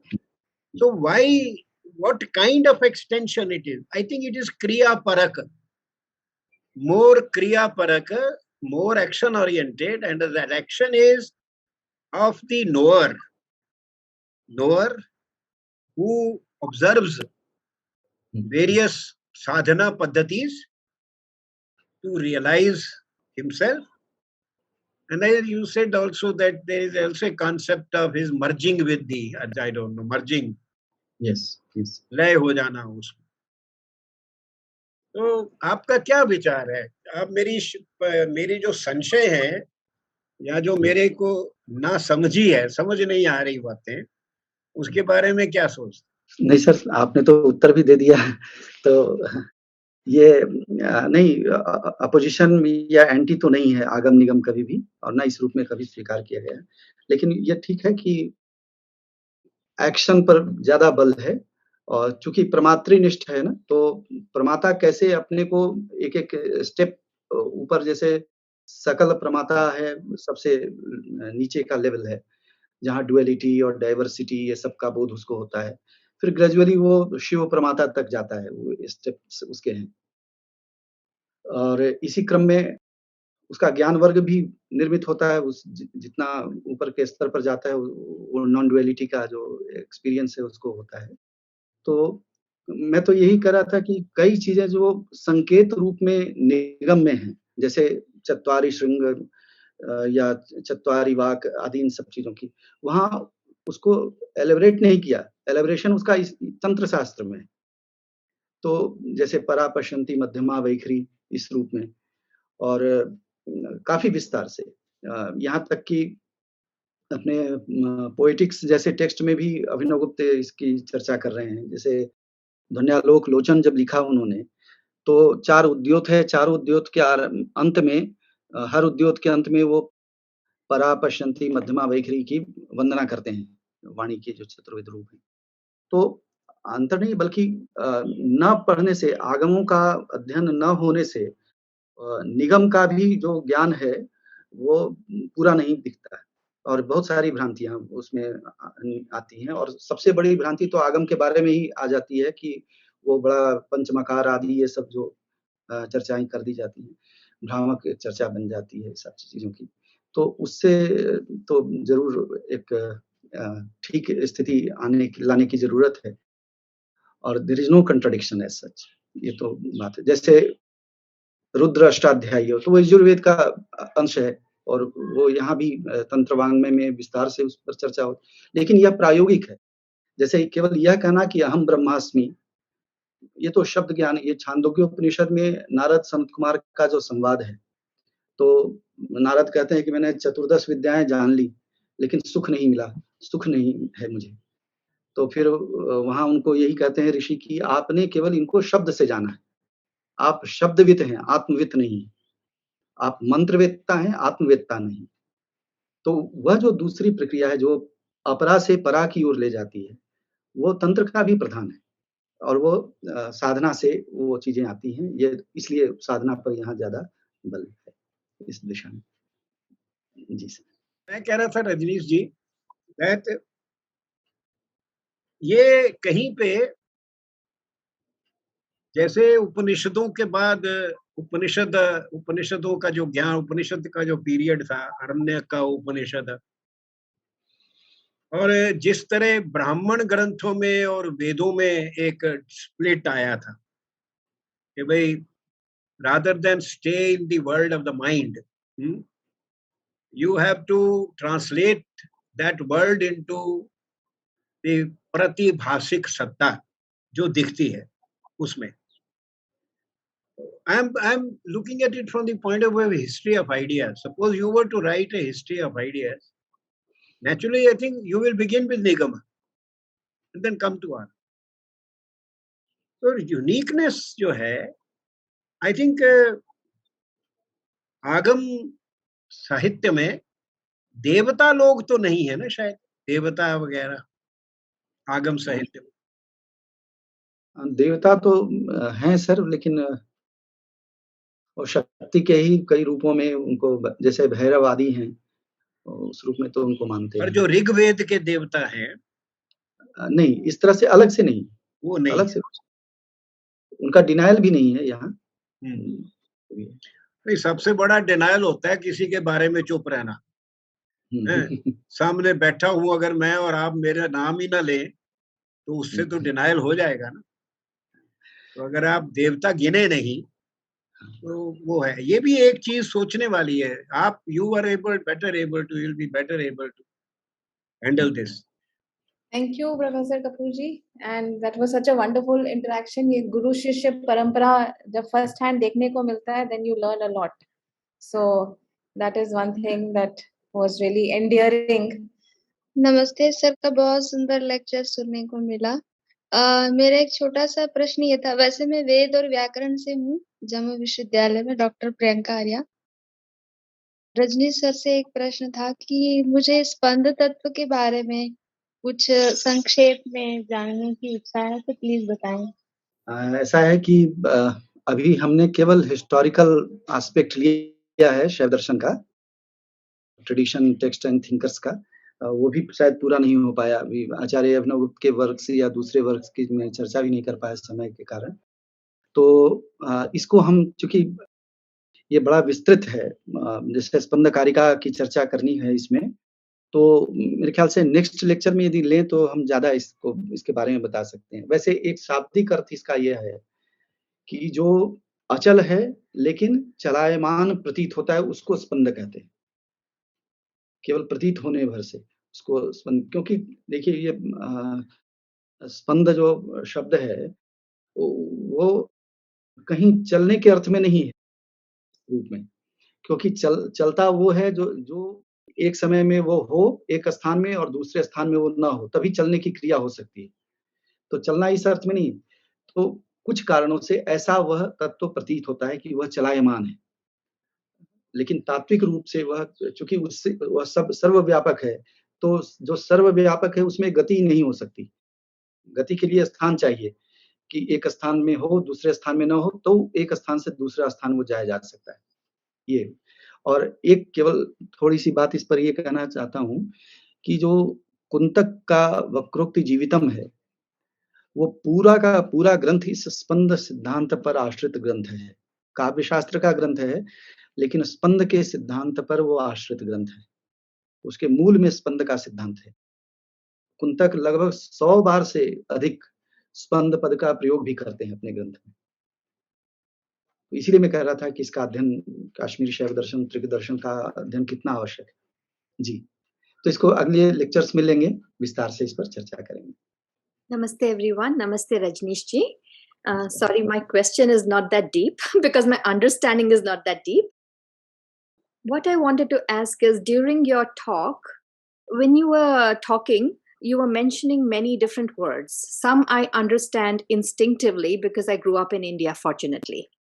Others, I have no idea what they mean, which then means that I don't understand the thought process or the context that you are explaining.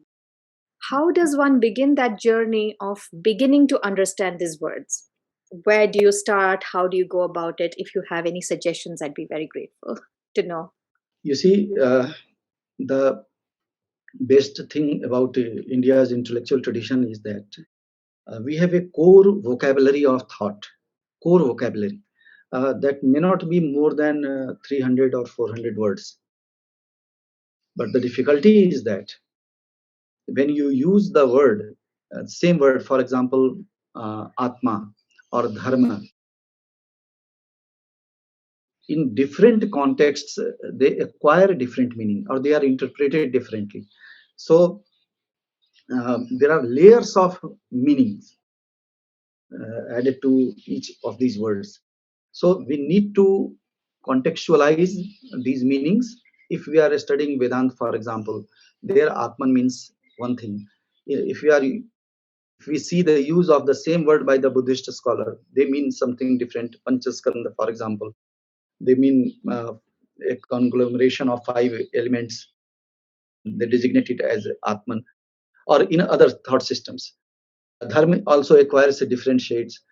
So one has to be, I think, a student of these core terms.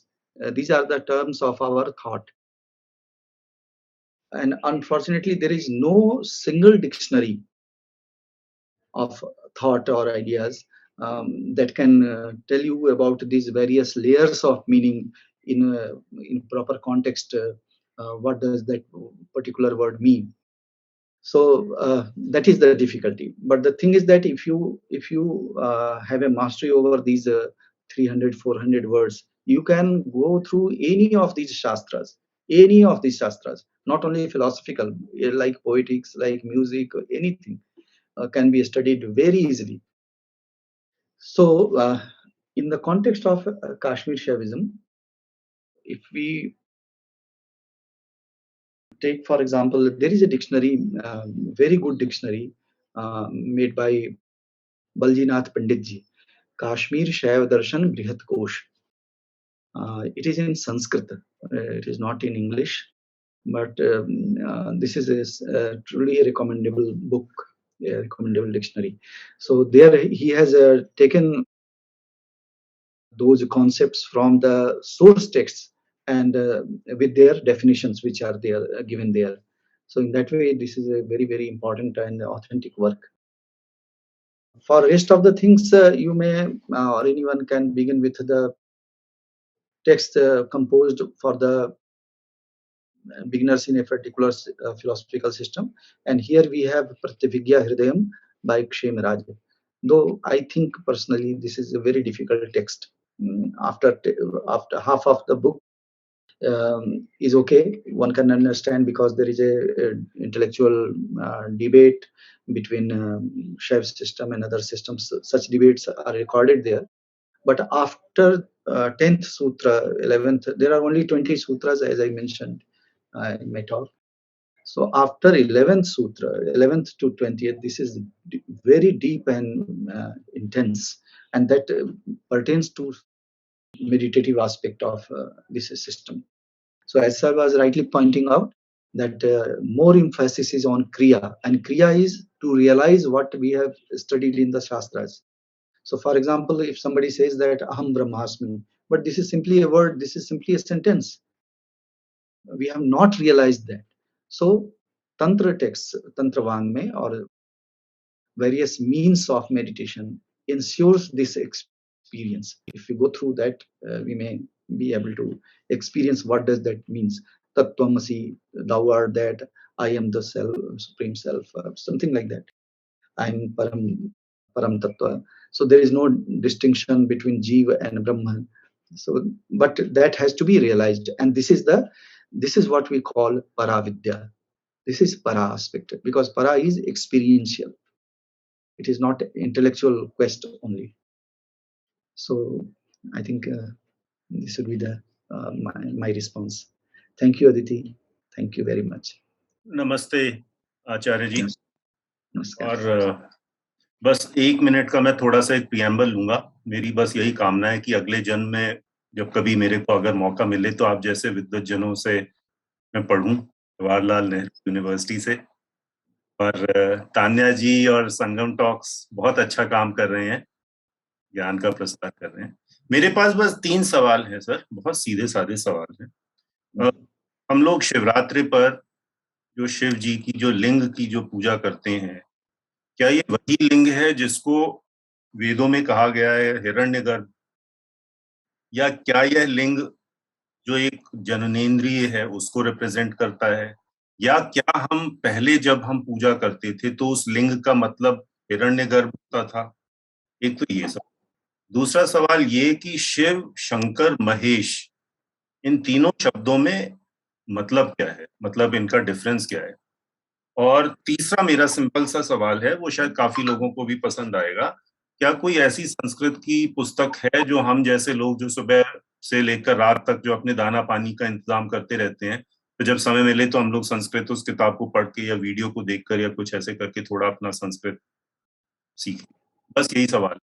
बहुत बहुत धन्यवाद आपका। देखिए, जहां तक आपका पहला प्रश्न है कि शिवरात्रि, वैसे तो इन सबके असल अपना कल्चर जो है ना, सिंबोलिज्म में इतना रिच कल्चर है कि वो एक स्वतंत्र अध्ययन का विषय है। हमने प्रतीक बनाए, और कोई भी जो प्राचीन संस्कृति होती है उसमें प्रतीक विधान अद्भुत होता है, और इसी क्रम में अपने यहाँ प्रतीकों की रचना और प्रतीकों के भीतर अर्थ भरने की जो एक प्रक्रिया होती है, क्योंकि एक प्रतीक बहुत सारी चीजों को कह देता है, उसमें इतना अर्थ संघनित रहता है। मैंने अभी जैसे चर्चा की थी कि हमारे चिंतन की कुछ कोर वोकैबुलरी है, तो यह जो शब्द है लिंग, वह उसी अर्थ में उसी में से एक शब्द है, और इसका अर्थ है, जैसे न्याय शास्त्र आप पढ़ते हैं तो उसमें या जो लॉजिकल रीजनिंग होती है, तो धूम को देख करके वहनी का बोध होना, अग्नि का ज्ञान होना, तो धूम क्या हो गया? लिंग हो गया। उसके परामर्श से वस्तु का ज्ञान हो जाता है। तो ऐसे ही यहाँ भी हम प्रतीकों के रूप में तो एक पूजा करते हैं, और वो प्रतीक किसका है? इस पूरे सृष्टि का एक जो नियंता है या जो शक्ति है, जिसको आपने वैदिक शब्दावली में हिरण्यगर्भ कहा है, बिल्कुल वही है। और उसी का एक एलिप्टिकल शेप दे करके उसी को हम पूजते हैं। लेकिन प्रक्रिया क्या है कि यह संस्कृति साकार और निराकार में कोई तात्विक भेद नहीं मानती, अपनी संस्कृति, या निर्गुण और सगुण में कोई तात्विक भेद नहीं है। तो इन दोनों का समाहार जहाँ जैसे यहाँ अभिनव गुप्त अपने तंत्रसार में कहते भी हैं, सर्वाकृति निराकृति, कि जो सभी आकृतियों का जो आधार होगा, उसका अपना कोई स्पेसिफिक शेप तो होगा नहीं, क्योंकि वो सभी आकृतियों में विद्यमान है। तो इस अर्थ में वो निराकार भी है और सभी आकृतियों में मैनिफेस्ट होने के कारण वो साकार भी है। इस तरह से उसकी चर्चा की जाएगी। तो जिसको हम पूजते हैं, हम एक साकार से निराकार की ओर भी जा रहे हैं।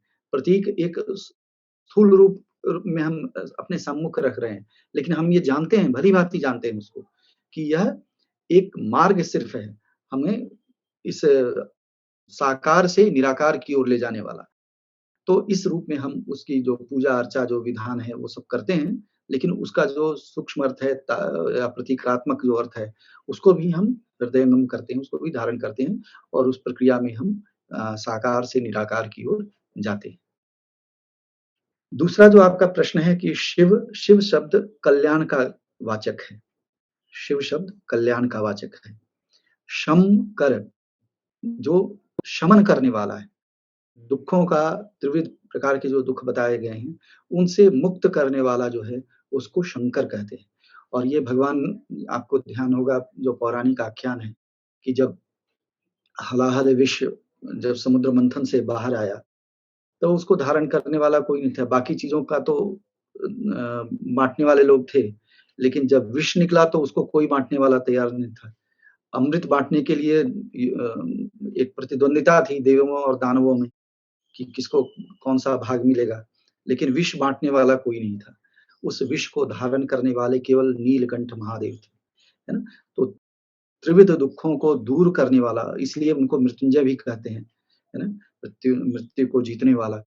तो भगवान का यह रूप जो है, उस देवता का जो दुखों को दूर करने वाला है, इसलिए उसको शंकर कहते हैं। और जो उनकी प्रतिष्ठा है इस पूरी देव पद्धति में, वो सर्वोपरि है मानी गई लोक कल्याण के कारण, इसलिए उनको महाईश, ईश मतलब शिव, मतलब वो देवाधिदेव कहे गए हैं, और यही इस महाईश महेश शब्द का अर्थ है। तो महादेव महादेव महादेव के रूप में या फिर महेश के रूप में इनकी प्रतिष्ठा इस देव वर्ग में, देव पद्धति में ये है। तो इन 3 शब्दों का ये तो अर्थ हुआ। अच्छा, जहाँ तक संस्कृत सीखने की बात है सर, तो मैं समझता हूँ कि एक एक पूरी सीरीज़ राष्ट्रीय संस्कृत संस्थान ने प्रकाशित की हुई है। प्रथमा दीक्षा, द्वितीय दीक्षा, ऐसे करके मेरे ख्याल से 8 या 10 वॉल्यूम में है। तो बिल्कुल आरंभ से लेकर के साहित्य पढ़ने योग्य आपको वो श्रृंखला आपको बना देती है। लेकिन जैसे कि अपने यहाँ प्रथा है, केवल पुस्तक से ज्ञान होता नहीं है, आप हम सभी जानते हैं। और भाषा जैसी चीज़ के लिए तो किसी न किसी शिक्षक का आपके साथ रहना आपके लिए ज़्यादा या हम सबके लिए कह रहा हूँ, आपके लिए क्या, सबको, हम सभी सीख ही रहे हैं। तो वो उसके साथ ही यदि किसी शिक्षक का भी सहयोग उसमें मिले, उनका आशीर्वाद मिले, तो उसमें बहुत त्वरित गति हो सकती है। क्योंकि वर्णों का उच्चारण आदि ये सब सीखना होता है, और वो गुरु मुख से सीखा जाता है, तो ठीक से हम उच्चारण कर पाते हैं।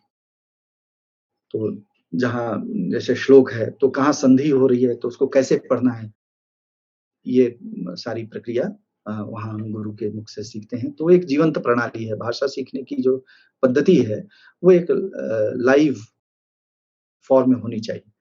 तो यदि उसके साथ यह भी हो, और बहुत सारे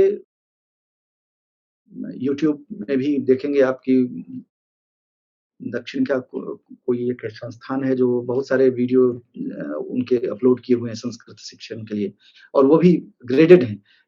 जैसे पहला आप कर लेंगे, पहला लेवल, फिर दूसरा, फिर तीसरा, ऐसे करके वो सारी चीज़ें। और मुझे जहाँ तक ध्यान है, एक ऐसी सीडी भी राष्ट्रीय संस्कृत संस्थान ने बनाई है। तो वो भी आपके लिए, क्योंकि वो बोल करके जब सीखते हैं हम, तो ज़्यादा उपयुक्त होता है। तो इस तरह से उसको लेकर के सीख सकते हैं। जी। Namaste, sir. नमस्ते। Sir, I know that we should not mix up two different philosophies, but I had this dilemma. As we can say that in Vedanta philosophy, the Brahman is not active, but the universe is its manifestation. In Kashmir Shaivism, Paramashiva takes active participation in the process of creation. But the Trika philosophy view seems more logical to me, because how can someone get manifested without being active? So can we take it as a critique to Vedanta, or we should just accept that the great acharyas realize the ultimate truth in different ways, because we cannot doubt Vedanta's viewpoint also. Thank you Usmanya, very good question. And sir भी अभी professor Kapil Kapoor जी गुरुजी का आपने सुना intervention, sir भी ये बात कह रहे थे। एक तो देखिए ये जो हिस्टोरिसिटी है ना आगम और निगम की, ये निश्चित करना शायद बहुत मुश्किल होगा। You can write the history of an individual, but to write a history of an idea is very very difficult. क्योंकि आइडियाज का जन्म बता पाना और उसका इवोल्यूशन ये ट्रेस करना it's such a difficult thing. विचारक का तो इतिहास लिखा जा सकता है, लेकिन वो विचार एक अमुक विचारक के साथ उत्पन्न हुआ है, जैसे अद्वैत एक विचार मान लीजिए है, तो यह किस किस किस विचारक के साथ पहली बार आया है, यह बताना मुश्किल हो, ठीक है ना? तो ये प्रॉब्लम रहता है। Instead of writing the history of ideas, we in fact we get involved in writing the history of thinkers. और उनकी हिस्टोरिसिटी हो सकती है क्योंकि वो एक देश काल में होते हैं। अभी हमने चर्चा की थी आपसे दैवी और मानुषी परंपरा की, तो मानुषी परंपरा का तो इतिहास लिख सकते हैं, दैवी परंपरा का क्या करेंगे? और हर शास्त्र में यही चीज़ आ रही है। तो इट्स रियली डिफिकल्ट। और बहुत सारे तो ऐसे थिंकर्स हैं जिनके बारे में हमें कुछ पता ही नहीं। जैसे सोमानंद नाथ अपने को बता रहे हैं कि मैं 19th जनरेशन का आचार्य हूँ। उनका काल है 8th सेंचुरी, और उससे पहले के आचार्यों का कुछ पता नहीं। त्र्यंबकनाथ के बाद का कोई हमें ट्रेस नहीं मिल रहा है, समझ रहे? तो ये डिफिकल्टी आई। अच्छा, जहाँ तक ये 2 सिस्टम की बात है, केवल आप शांत ब्रह्म की जगह पर केवल ब्रह्म भी कह देंगे, तो त्रिक दर्शन से उसका कोई भेद नहीं बच जाएगा, वेदांत दर्शन में और शैव दर्शन में। कठिनाई कहाँ आती है कि यह जो मैनिफेस्टेशन है, जिसको हम क्रिएशन कह रहे हैं या विश्व कह रहे हैं, वो कैसे होगा? ब्रह्म शांत है और वह कोई क्रिएटिव प्रोसेस में इन्वॉल्व नहीं, निसंग है, उससे वह शांत है। लेकिन मैनिफेस्टेशन के लिए अब वेदांत में फिर एक समस्या जो आती है, उसको दूर करने के लिए फिर वो माया की अवधारणा रखनी पड़ती है, और जो मायोपहित चैतन्य है ईश्वर, उससे फिर सारी सृष्टि बताई जाती है। तो यहाँ इसकी आवश्यकता इसलिए नहीं पड़ती क्योंकि मैं ये बात ज़रूर कहूँगा कि कई ऐसे प्रश्न भारतीय दर्शन में जो अनुत्तरित हैं, which has no answer, और there is no एक जिसको कहते हैं कि एक्सेप्टेड पोजीशन होता है थ्योरेटिकल, उसका एक न एक निदान आपको त्रिक दर्शन में मिल जाता है। तो ऐसे ही यह कॉन्सेप्ट भी है। जैसे ही आप परमेश्वर को कहते हैं कि वह स्वतंत्र शक्ति से युक्त है, स्वतंत्र शक्ति है उसकी, तो उसी स्वतंत्र शक्ति से जब स्वतंत्र उसको हम कहते हैं, तो वो किसी के अधीन नहीं है, और सृष्टि वह क्यों करता है या क्यों नहीं करता है, सच क्वेश्चंस गेट्स इररिलेवेंट। तो वो अपनी इच्छा से वह इसको मैनिफेस्ट करता है, अपनी ही भित्ति पर, अपने ही ऊपर इसको मैनिफेस्ट करता है, और अपनी स्वतंत्र शक्ति से मैनिफेस्ट करता है। मैनिफेस्ट करने का मतलब होता है कि उस अपने ऊपर एक आवरण डाल लेना, है ना? और इसीलिए पूरी सृष्टि एक क्रीड़ा या एक प्लेफुलनेस की तरह हमारे सामने आती है। शिव लीला या कृष्ण लीला या राम लीला, इस रूप में जो हम सब एक लीला का जो फिलॉसफिकली जो एक एक्सपोजिशन है उस रूप में। तो स्वतंत्र शक्ति के कारण शिव अपने ज्ञान, इच्छा और क्रिया तीनों में स्वतंत्र है, और इसी से वह इसको मैनिफेस्ट करता है और इसी शक्ति से अपने भीतर फिर उसको समाहित कर लेता है। तो ये जो 5 चरण हैं, सृष्टि, स्थिति, संहार, तिरोभाव और अनुग्रह, ये पंचकृत्य हैं शिव के, है ना? पंचकृत्य। नमः शिवाय शांताय पंचकृत्य विधायिने, ये क्षेमराज अपने ग्रंथ का आरंभ कर रहे हैं प्रतिविज्ञा हृदयम। तो पंचकृत्यों का विधान करने वाला शिव है। तो इन्हीं पंचकृत्यों से वह इस सृष्टि को मैनिफेस्ट करता है और फिर इसी से वह अपने भीतर ही उसको समाहित भी कर लेता है, डिसॉल्व भी कर लेता है। तिरोभाव और अनुग्रह, ये 5 सृष्टि, स्थिति, संहार, तिरोभाव और अनुग्रह, ये पंच शक्तियों से ये पूरा मैनिफेस्टेशन होता है। तो मैं ये तो नहीं कहूंगा कि कौन सा सिस्टम पहले है और बाद में है, ये दैट इज रियली डिफिकल्ट, लेकिन एक लॉजिकल एक्सप्लेनेशन जरूर शैव दर्शन इस पूरी सृष्टि प्रक्रिया का आपको देता है। That is true. नमस्ते सर। नमस्ते। मेरा क्वेश्चन ये था कि which life we should prefer, action oriented or meditative, that means agam or nigam. And the second question is, rather than staying in the world of mind, how can we come out of it? Okay. How can we be practical? देखिए, what you call action here literally exactly means meditation. In this system, action itself means meditation. There is no other action. Okay, and to achieve that level of self-realization, there is a concept of upaya concept, and 4 types of upayas are described. We'll take up in the next lecture maybe. 4 types of upayas are there, and that has to be practiced, beginning with Arnav upaya, Shakta upaya and Shambha upaya, and the 4th upaya, which is no upaya in fact, that is called anupaya. So there are various ways to proceed in this way, in this direction. One is of course by Shaktipat. There is a concept of Shaktipat. A Sadguru may initiate and establish the Shishya in that and the level of the Supreme Self. That is called Anupaya. And complete non-duality, complete dissolving oneself in the Supreme. That is one way. And another is to keep practicing from Anupaya to Shaktupaya to Sambhavupaya, like this. So action literally in this context means meditation. And the sadhak, that's why another designation for knower is sadhak also. प्रमाता भी है, वो साधक भी है, साधक। तो ये दोनों एस्पेक्ट उसके हैं। इसके अतिरिक्त जो आपने दूसरा क्वेश्चन पूछा, वो है एक नोशन है पौरुष ज्ञान का, पौरुष एंड बौद्ध ज्ञान, ignorance pertaining to intellect, ignorance pertaining to the self. And it is very important to understand the meaning of agyan here in this philosophical system. Here we don't say agyan is absence of jnana. There cannot be, theoretically it is not possible, है ना? तो क्योंकि among the 5 powers of the Supreme Self, Paramashiva, Gyan is one of the Shaktis. Jnana Shakti, Ichha Jnana Kriya, Chit Shakti, Ananda Shakti, Ichha Shakti, Jnana Shakti and Kriya Shakti. These are the 5 Shaktis.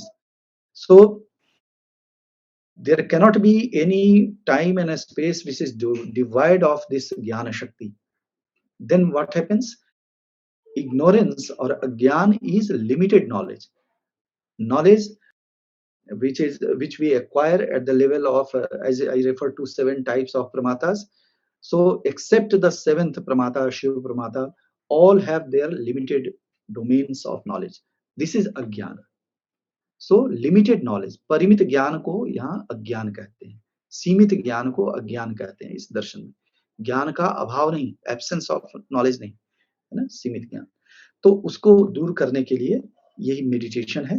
And gradually from Anupaya to Shakt and Sambhav, person, a sadhak, acquires the higher stages and gets the self-realization in that process.